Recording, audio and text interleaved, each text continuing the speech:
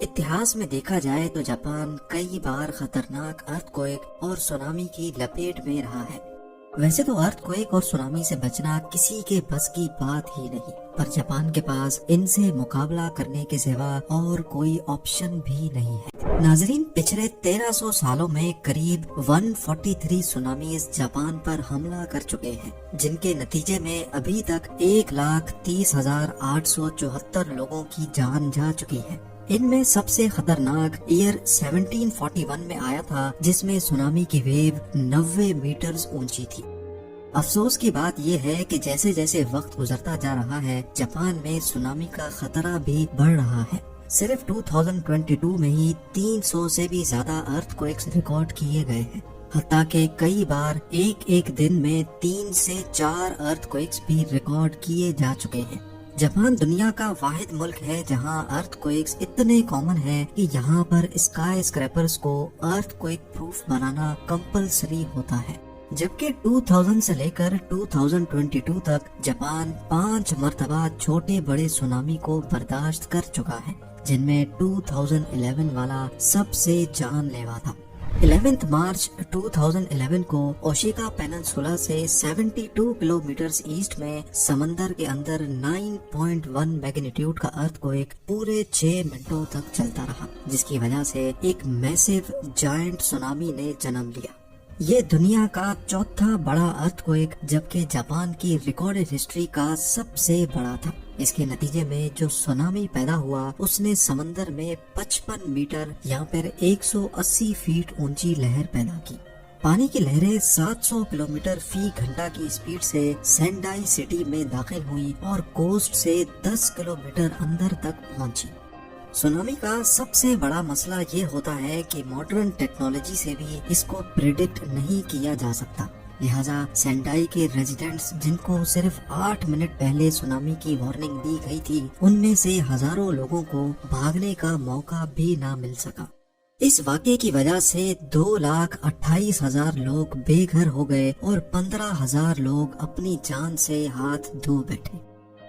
ایک طرف قیامت کا عالم تھا تو دوسری طرف یہاں فوکوشیما ڈائچی نیوکلیئر پلانٹ بھی فیل ہو گیا، جس کی وجہ سے خطرناک نیوکلیئر ڈیزاسٹر نے جنم لیا۔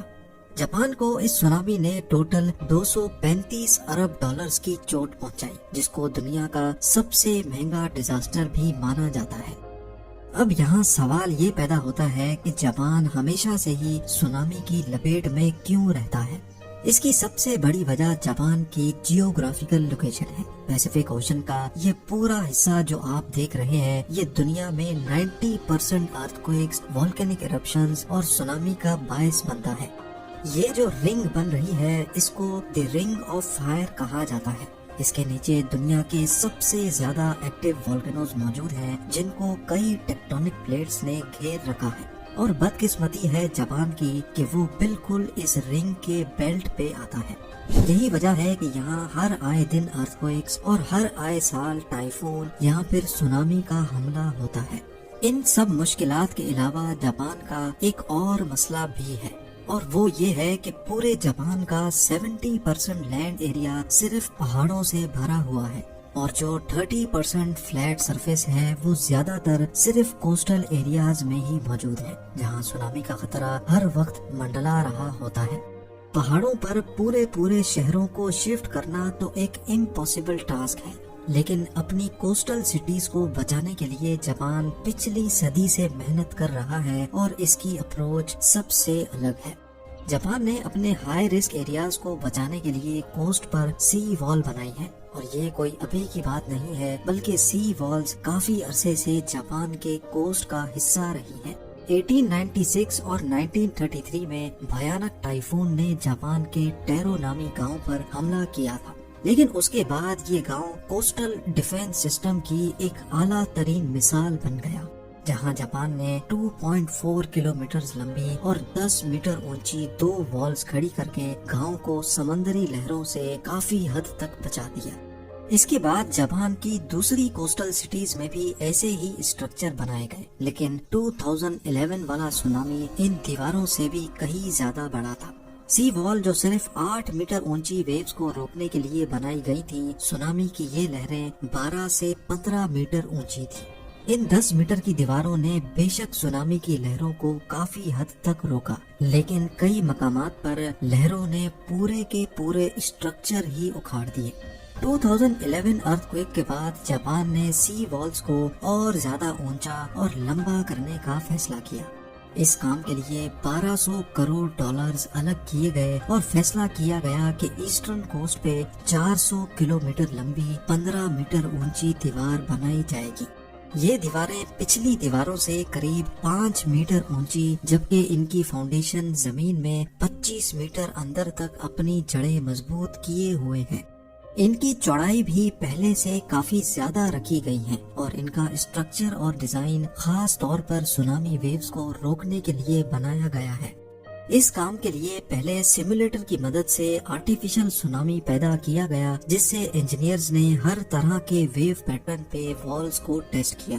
ایک وائبریٹر کی مدد سے 2011 ارتھ کویک جیسا پیٹرن پیدا کیا گیا۔ ویوز کتنی بڑی ہوں گی تو کتنا پریشر جنریٹ کریں گی، یہ سب پہلے سیمولیٹر کی مدد سے کیلکولیٹ کیا گیا تھا۔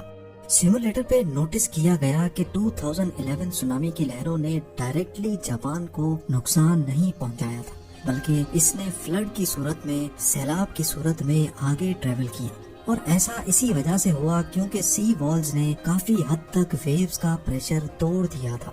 سیمولیٹر پہ ٹیسٹنگ کے بعد سی والز کو اب کرو شیپ میں ڈیزائن کیا گیا ہے، جس میں کلیئرلی دیکھا جا سکتا ہے کہ پانی جب سی وال سے ٹکرائے گا تو اس کا کرو شیپ لہر کو واپس یو ٹرن کروائے گا، اور ایسے ایک لہر واپس پلٹ کر پیچھے سے آنے والی دوسری ویو کا پریشر توڑے گی۔ سونامی کی ویوز کے پریشر کو توڑنے کے لیے جاپان نے صرف والز ہی نہیں بنائی، بلکہ ہاٹ اسپاٹ لوکیشنز کے قریب سمندر میں بریک واٹر بھی بنائے گئے ہیں۔ جب لہریں کوسٹ کی طرف بڑھتی ہیں تو پہلے یہ بریک واٹر ان کا پریشر توڑتا ہے، اس کے بعد یہ 15 میٹر اونچی والز۔ دوسری طرف لوکل کمیونٹیز اس سی وال سے خاصی تنگ ہے، کیونکہ کئی مقامات پر یہ والز 4 اسٹوری بلڈنگ جتنی اونچی ہو جاتی ہیں، جس سے لوگوں کو ایسا محسوس ہوتا ہے کہ وہ کسی جیل میں بند ہے۔ کچھ لوگوں کو ڈر ہے کہ جاپان ان سی والز کی وجہ سے اپنے ٹورسٹ کھو بیٹھے گا۔ جاپان نے سونامیز کو 2 الگ الگ لیولز میں ڈیوائیڈ کیا ہے۔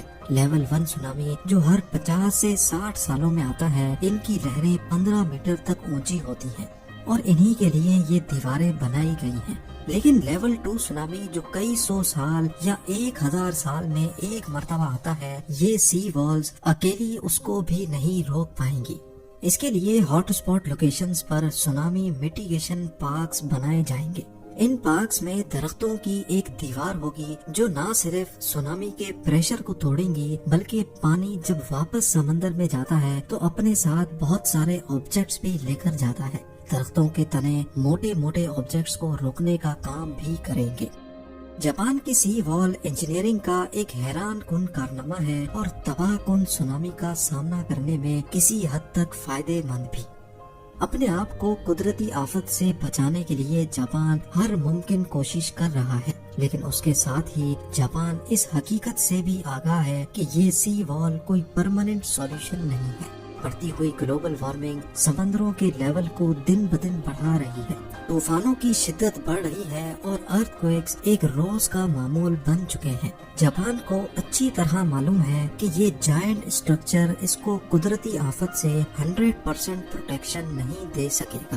12 ارب ڈالرز کا خرچہ کر کے اصل میں جاپان نے اپنے لوگوں کے لیے ٹائم خریدا ہے، تاکہ جب یہ دیوار ویوز کے پریشر کو توڑیں گی تب تک لوگوں کو وہاں سے نکلنے کا ٹائم مل جائے گا۔ امید ہے زیم ٹی وی کی یہ ویڈیو بھی آپ لوگ بھرپور لائک اور شیئر کریں گے۔ آپ لوگوں کے پیار بھرے کامنٹس کا بے حد شکریہ۔ ملتے ہیں اگلی شاندار ویڈیو میں۔